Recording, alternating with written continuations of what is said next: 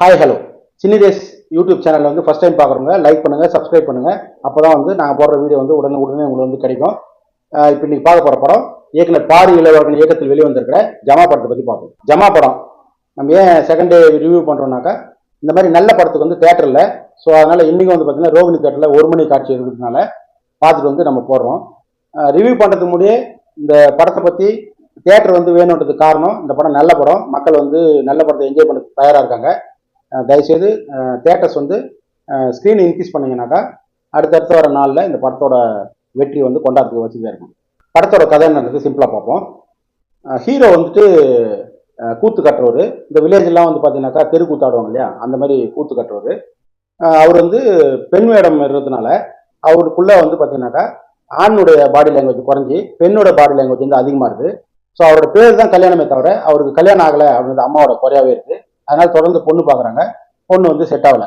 So இவருக்கு என்னன்னா, அந்த ஜமா வந்து இவரோட அப்பா வந்து ஆரம்பிச்சு வச்சிருப்பாரு. இப்போ அவர் இல்லாததுனால நம்ம லேடிஸ் வேஷமாகவே கட்டுறோமே, அதனால தான் நம்மளுக்கு பொண்ணு கொடுக்கல. அதே மாதிரி இந்த இடத்துல நம்ம அர்ஜுன் வேஷம் கட்டி அப்பாவோட ஜமா வந்து நாம் வந்து குருவா வாத்தியரா மாறி இதை வழி நடத்தணும் அப்படின்னு ஆசைப்படுறாங்க.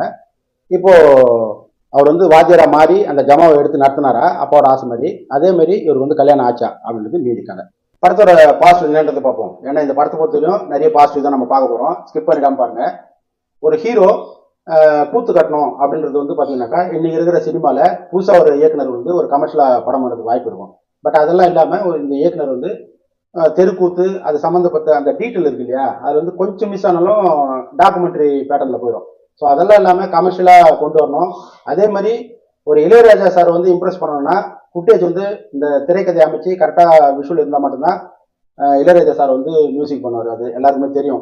பட்டு இளையராஜா சாரே வந்து மெய் மருந்து வாசிக்கிறதுக்கு நிறைய எமோஷன்ஸும் நிறைய சீன்ஸும் இதில் வந்து சூப்பராக ஸ்க்ரீன் பிளே பண்ணி விஷுவல் பண்ணியிருக்காரு இயக்குனர். முதல் படம் மாரி எங்கேயுமே தெரியாது. நீங்கள் படம் பார்த்தீங்கன்னா தெரியும். நானே மெய் மருந்து சிம்பிளாக பேசணும்னு தான் நினச்சேன். அந்த பாதிப்பு என்னை வந்து இழுத்து பேச வைக்குது. ஸோ அந்தளவுக்கு ஃபர்ஸ்ட் ஆஃப் முழுக்க வந்து பார்த்தீங்கன்னா அது புது ஹீரோவா இல்லை வந்து ஏற்கனவே இப்போ நீங்கள் நாசர் சார் கூட இந்த மாதிரி பேட்டர்ன் வந்து அவதாரம் படம் பண்ணியிருப்பாரு. நாசர் சாரோட எக்ஸ்பீரியன்ஸுக்கு அவர் வந்து பிரமாதமாக பண்ணியிருப்பார் அந்த படத்தை. பட் ஒரு புது இயக்குனர் இது வந்து சிறப்பாக பண்ணியிருக்கிறாருனாக்கா அது அந்த கதை அவருக்குள்ளே எவ்வளோ பாதிப்பாக இருந்திருக்குன்றது நீங்கள் படம் பார்த்தீங்கன்னா தெரியும். எல்லா விஷயமே வந்து கூஸ் பம்ப்ஸு. பொதுவாகவே தெருக்கூத்து ஆடும்போது நமக்கு வந்து அந்த மியூசிக் எல்லாம் கேட்கும்போது நமக்கு வந்து மெய் மருந்து பார்ப்போம். நைட்டெல்லாம் எப்படி தான் போச்சுன்னே தெரியாது. அந்த அளவுக்கு ஒரு கூத்தோட இன்ட்ரெஸ்ட்டில் நம்ம பார்ப்போம். ஸோ இதெல்லாம் கூட இளையராஜா சார் மியூசிக் அடிஷ்னலாக வரும்போது எப்படி இருக்கும், பயங்கரமாக இருந்தது.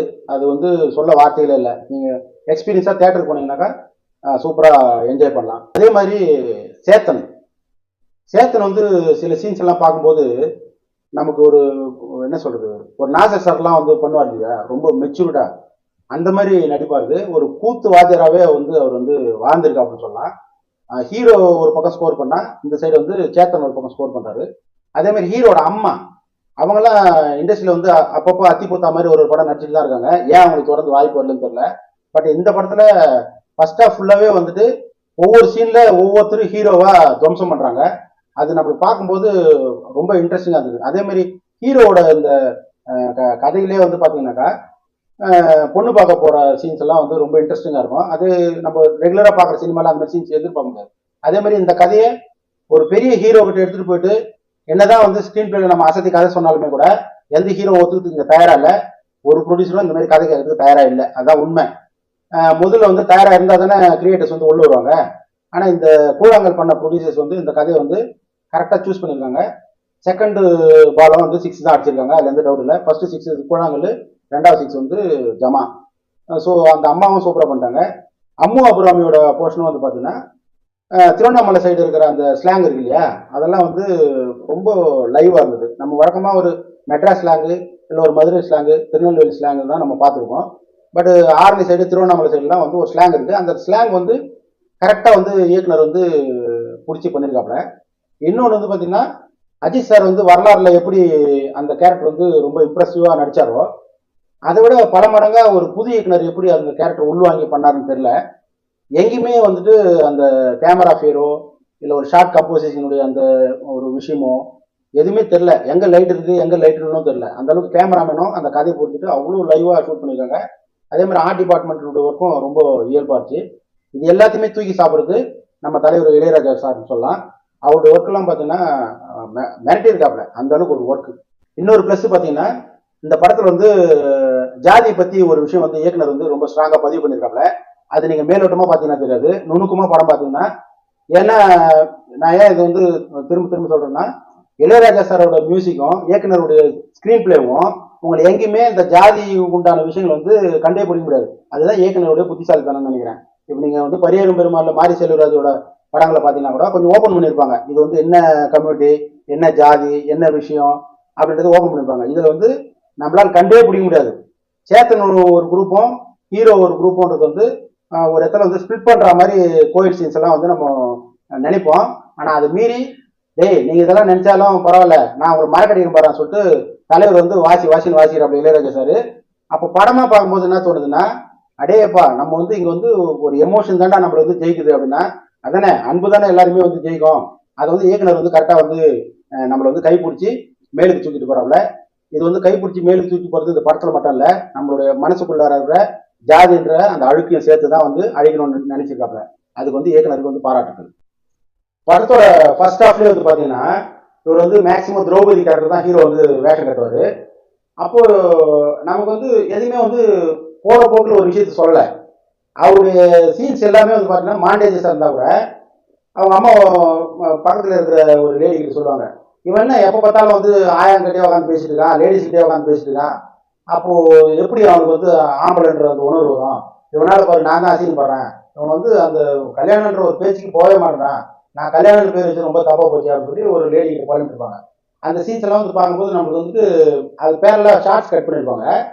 ரொம்ப கேஷுவலாக அந்த லேடிஸோட அந்த பாடி லாங்குவேஜ் ரொம்ப நல்லமா இயல்பா, இது வந்து ஒரு ஷூட்டிங் இருக்குது அப்படின்றதெல்லாம் தெரியாமே ஏதோ ஒரு இடத்துல ஊருக்குள்ளார வந்து ஒரு திருவிழாவில் போய் நம்ம ஒரு கேமரா வச்சு ஷூட் பண்ண எப்படி இருக்கும், அந்த மாதிரி ரொம்ப வெள்ளந்தியான ஒரு மக்கள். இந்த கூத்துல நடிச்ச ஆர்டிஸ்ட்லாம் வந்து பார்த்தீங்கன்னா யாருக்குமே அந்த கேமரா ஃபீரே இல்லை. அப்போ அந்த மாதிரி ஆர்டிஸ்ட்லாம் வந்து உலகத்துல இன்னும் நிறைய இருக்காங்கிறத இந்த இயக்குனர் வந்து தேடி பிடிச்சி ரொம்ப எனக்கு தெரிஞ்சு படத்துல விஷுவல்ல வந்த செலவுல இவங்க வந்து ப்ரீ பிளானிங் ஒர்க்கு தான் நிறைய செலவு பண்ணிருக்காங்கன்னு நினைக்கிறேன். அதெல்லாம் வந்து இயக்குனருக்கு வந்து அதான் சொல்றேன், 1000 இல்லை 10,000 முறை நன்றி சொன்னாலும் இயக்குனர் வந்து தகுதியான ஆள் தான். அதுக்காக தான் நான் சொல்றேன். அதே மாதிரி ஒரு பொண்ணு பார்க்க போற சீன்ஸ் எல்லாம் இருக்குல்ல, ஒரு சீன்ல வந்து லேட் ஆகிட்டே இருக்கும், திடீர்னு வீடு ஃபுல்லா புகையா வரும், என்னன்னு பார்த்தா அந்த மாதிரி கிச்சடி பண்ணிட்டு இருப்பாங்க பொண்ணு. இவர் உடனே போயிட்டு என்ன பண்ணுவாருன்னா, அது இப்படிதான் சமையல் பண்ணணும் அப்படின்னு சொல்லிட்டு அதே மாதிரி லேடிஸ் எல்லாம் வந்து கையில் விட்டு கொஞ்சம் லைட்டாக நக்கி பார்ப்பாங்க இல்லையா, உப்பு இருக்குதா காரம் இருக்குதான்னு, அதே மாதிரி பண்ணிட்டு இப்படிதான் பண்ணணும் அப்படின்னு சொன்னோன்னே அவங்க அம்மாவை தவிர்த்து எல்லாருமே ஹாப்பியா ஃபீல் பண்ணுவாங்க. அவங்க அம்மா மட்டும் கழுவிட்டு இருக்கும். இன்னொரு பொண்ணு பார்க்க போகும்போதும் டேய் இந்த வீட்டில் வந்து அமைதியா இருக்கணும், மறுபடியும் கிச்சன் உள்ள போனா நடக்குதே வேற, கல்யாணம் முடிக்கணும் புரியுதா அப்படின்னு சொல்லும்போது கம்முன்னு இருப்பான். சரிம்மா இருப்பான். இப்போ அந்த பொண்ணு வந்து நிப்பா, கீழே இருந்து மேலே வந்து ஒரு ஷார்ட் காட்டுவாங்க, என்னன்னு பார்த்தா அந்த பொண்ணு புடவை எடுத்து தெரிஞ்சுக்காரு. உடனே எழுந்திரிச்சு ஒரு பக்கத்துல இருந்து புடவை எடுத்து இப்படிதான் கொல்லி இப்படிதான் வந்து சொல்லணும், இப்பதான் வந்து பார் கரெக்டா வரும் அப்படின்னு சொல்றது இல்ல. நமக்கு வந்து இது வந்து சினிமாவில் உக்காந்து யோசிச்சோம்னா சீன்ஸ் எல்லாம் வராது. ஒருத்தன் லைஃப்லயே அனுபவத்துல இதெல்லாம் பார்த்து கேப்சர் பண்ணி இந்த சீன்ஸ் எல்லாம் எடுத்து அழுகணும்னா இந்த கதாபாத்திரம் வந்து இயல்பா மக்களுக்கு போய் ஈஸியா புரியும் அப்படின்னு செதுக்குனா மட்டும்தான் இந்த மாதிரி சீன்ஸ் வரும். இப்போ இந்த மாதிரி ஃபர்ஸ்ட் ஆஃப் ஃபுல்லா இல்லை, படம் முழுக்க நிறைய சீன்ஸ் இருக்கு. அதே மாதிரி ஒரு சேத்தனுக்கும் ஹீரோட ஃபாதருக்கும் நடக்கிற அந்த ஃபிளாஷ்பேக் போர்ஷனாக இருக்கும், ஃபர்ஸ்ட் ஹாஃப்லேயே நடக்கிற கட்டிங் சீன்ஸாக இருக்கும். எங்கேயுமே உங்களுக்கு வந்து என்ன சொல்றது சீனாக இருக்காது. ஒரு வாழ்க்கை அவங்க வாழ்ந்த வழியை தான் வந்து திரைக்கதை அமைச்சிருக்காங்க இயக்குனர். அது நீங்கள் படம் பார்த்து இதுக்கப்புறம் சொன்னால் நான் 2 மணி நேரத்துக்கு ரிவ்யூ பண்ணுற இடம், நீங்கள் கண்டிப்பாக போய் படம் பாருங்க. இந்த படத்துக்கு வந்து மைனஸ் இல்லையா அப்படின்னு வந்து நீங்கள் நினைக்கிறது புரியுது. மைனஸ் இருக்கு. என்னன்னா செகண்ட் ஹாஃப் ஓப்பன் பண்ணும்போது ஃப்ளாஷ்பேக்ன்ற ஒரு பேரில் கொஞ்சம் இழுத்து சொல்லியிருக்காங்க. அது அந்த சீன்ஸ் தான் வந்து மேக்ஸிமம் ஃபர்ஸ்ட் ஹாஃப்லையும் ஷார்ட்ஸ் வந்து கட் பண்ணியிருக்காங்க, சீன்ஸாகவும் சொல்லியிருக்காங்க.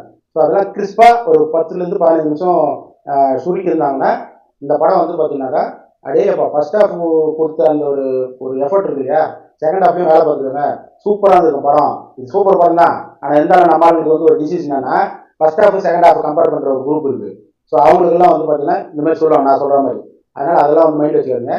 பட்டு கிளைமேக்ஸ் வந்து பார்த்தீங்கன்னா ஒரு டெத்து ஒன்று நடக்கும். அந்த டெத்தில் இங்கே கூத்து கட்டிட்டு இருக்கும்போது அதே காஸ்டியூம்ஸில் ஹீரோவும் கூட இருக்கிறவங்களும் வந்து பெணம் எரியிற இடத்துல நிற்பாங்க. அது மட்டும் இயக்குனர் வந்து கொஞ்சம் நுணுக்கமாக வேலை பார்த்துருந்தா, ஏன்னா வேற காஸ்டியூம்ஸ் போயிருக்கலாம். அதே மாதிரி அந்த இறந்தவருடைய ஃபேமிலியில் வந்து பையனோ இல்லை வேற யாருனோ இல்லை ஊராளோ கொஞ்சம் பேர் இருந்திருந்தா அந்த சீன்ஸ் கொஞ்சம் நல்லா இருக்கும். அது ஒன்று தான் எனக்கு ஒரு என்னடா மைனஸ் அப்படின்ற மாதிரி நுணுக்கமாக பார்த்ததுனால நான் உங்களுக்கு டிஸ்கஸ் பண்ணுறேன். உங்களுக்கு படமாக பார்க்கும்போது அது தெரியாது. ஒரு வேளை ரிவ்யூ பார்த்துட்டு படம் பார்த்தீங்கன்னா உங்களுக்கு அது வந்து பெருசாக ஃபோக்கஸில் இருக்கும். அதே மாதிரி ஒரு ஒரு ஹீரோ லேடிஸாகவே வந்து ஒரு கூத்து கட்டிட்டு உனக்கு வந்து அர்ஜுன் வேஷம் கொடுக்க முடியாது, உனக்கு அந்த அர்ஜுனுடைய வேஷத்துக்கு நீ என்னடா தகுதியான ஆளு, நீ வந்து எப்பவுமே வந்து லேடிஸ் தானே, உனக்கு எப்படா பாட்டு டைம் ஒரு கத்தி ஒன்று கொடுப்பாங்க சேத்தனு, ஏதாவது அர்ஜுன் மாதிரி நில்லு ஒரு பாட்டு பாடு அப்படின்ற மாதிரி நிற்பாப்புல. மேட்டும் போது என்னடனா குரு வச்சே அதனால வந்து வளரிட்டு முடியாதுன்னுவான். அதே மாதிரி ஒரு இந்த படத்தில் ஒரு முக்கியமான கேரக்டர் வந்து பூனைன்னு ஒரு கேரக்டர். அந்த கேரக்டர் தான் வந்து அப்பப்போ ஹீரோ வந்து பூஸ்டப்பாக டைலாக் கொடுத்துட்டே இருக்கும். டேய் உங்கள் அப்பனுக்கு நான் தான் சொல்லி கொடுத்தேன், சேத்தனுக்கும் நான் தான் சொல்லி கொடுத்தேன் கூத்து, உனக்கு சொல்லி கொடுத்து பெரிய ஆளாக மாட்டேன்னா உங்கள் அப்பா கிட்ட நீ வர புரியுதா, இது பாரு இந்த இடத்துல நமக்கு திறமை இருக்குதுன்னா நாம தான் சொல்லணும், அடுத்தவங்க வந்து நீ திறமைசாலின்னு தூக்கியே விட மாட்டான் அப்படின்ற கிளாஸ் தான் வந்து இந்த கதைக்கு உண்டான பூஸ் பம்ப்ஸ். ஒவ்வொரு இளைஞரும் அடுத்த இடத்துல போயிட்டு லைஃப்ல ஜெயிக்கணும் அப்படின்னு நினைக்கிறவங்களுக்கெல்லாம் இந்த மாதிரி ஒரு 10 இடத்துல டைலாக்ஸ் வந்து கிளாப்ஸ் வருது. அதே மாதிரி கிளைமேக்ஸ் எல்லாம் கூட உங்களுக்கு வந்து கிளாப்ஸ் உண்டான டைலாக் உண்டான கிளாப்ஸ் வருது. அதே மாதிரி படம் முடிஞ்ச பேர் எனக்கு தெரிஞ்சு விசாரணைக்கு அப்புறம் இந்த படம் ஹோல் தேட்டரே வந்துட்டு ஒரு 60% ஃபுல்லாக இருந்தாங்க ரோடில். ஹோல் தேட்டரே வந்து டோட்டல் கிளாப்ஸு, நானும் சேர்த்து தான் கிளாப்ஸ் பண்ணேன். ஏன்னா அந்த மாதிரி ஒரு தகுதியான படம். கண்டிப்பாக வந்து படத்தை வந்து பாருங்கள். இந்த ரிவ்யூ பிடிச்சிருக்கோம் நம்புறேன். And then signing out, Thalappakatti Raj Bhavan.